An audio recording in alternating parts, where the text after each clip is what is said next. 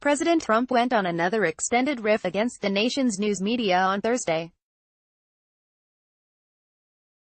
It was startling partly because of its timing, 1 week after 5 employees were killed at a newspaper 30 miles from Washington. Trump made the comments at a rally in Montana, where he campaigned alongside Republican State Auditor Matt Rosendale to sink the re-election campaign of Democratic Senator Jon Tester. The hateful anti-media rhetoric reached millions of people because it was carried live on Fox News and streamed on multiple websites. CNN's Abby Phillip, at the rally, observed, "So there's your answer to the question of whether Trump's rhetoric would change after 5 journalists were gunned down in Annapolis." The spark for Trump's comment seemed to be his lingering frustration with the way his summit with Kim Jong-un was covered by the media. He repeatedly vented about unnamed commentators who criticized him for deciding to hold the summit. "Fake news," he said of the critiques. "They are fake news media." Trump said the same unspecified members of the media are now questioning whether he will be prepared for an upcoming meeting with Vladimir Putin. He said he's been preparing his whole life, but they never tell you that. "I see it. I see the way they write. They're so damn dishonest," Trump said. "I don't mean all of them, because some of the finest people I know are journalists. Really, hard to believe when I say that. I hate to say it, but I have to say. But 75% of those people are downright dishonest. Downright dishonest. This is a common Trump tactic, driving a wedge between good and bad journalists. Another common tactic is to complain that news outlets make up sources, despite a glaring lack of evidence. They make the sources up.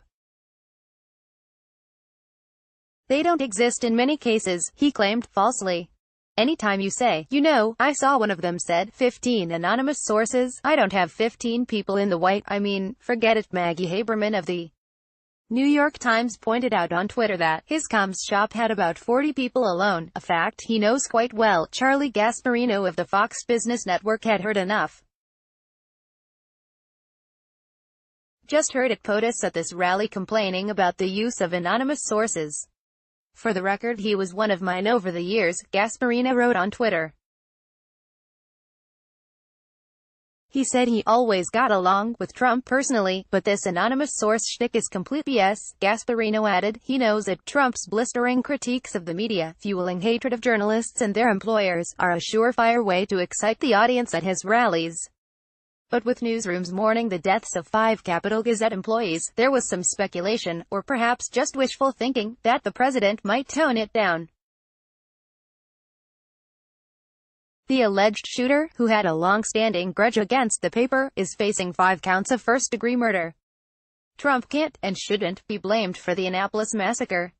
But that doesn't make his contempt for the press any less dangerous, Washington Post media columnist Margaret Sullivan wrote. Politico media critic Jack Schaefer made a similar point. Annapolis should be good enough reason for him to retire his blanket condemnations of the press for the remainder of his White House tenure. Last Friday, a day after the shooting, Trump offered his condolences at an East Room event, saying, "Journalists, like all Americans, should be free from the fear of being violently attacked while doing their job."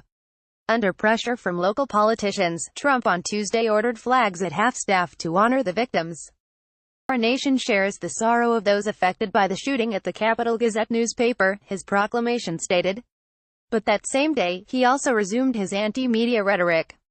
On Twitter, he called the fake news part of the opposition party, chastised journalists for pointing out his Twitter typos, accused the Washington Post of making up sources again, and called the Post a disgrace to journalism, adding, "But then again, so are many others." CNN Money, New York, first published July 6, 2018, 11:39 a.m. Eastern Time.